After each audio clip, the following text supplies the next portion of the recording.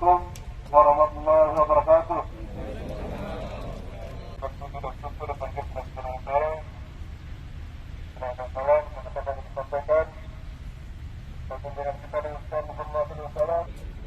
Adalah kesatuan gerak, kekompakan, dan satu perintah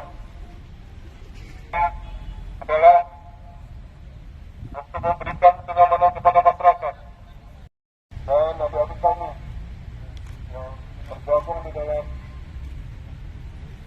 tim. Selanjutnya, bersama yang diwakilkan nanti mobil redam kebakaran, jangan ragu untuk menyemprot karena kita sudah mengumumkan kepada masyarakat. Ini bertujuan kepada adik-adik kami yang kami cintai bahwa pemerintah tidak diam, kita tidak diam, kita terus bersama-sama melawan. Terima kasih kepada jajaran TNI Polri yang terus bersama-sama berkoordinasi dan berjuang untuk melawan virus ini.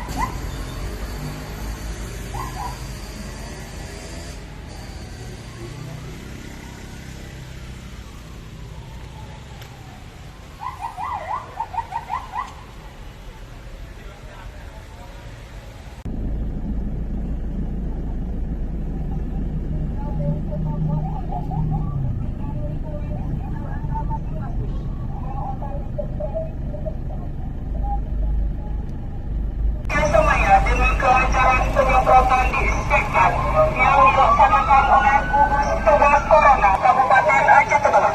Maka diharapkan kepada masyarakat untuk tidak panik, namun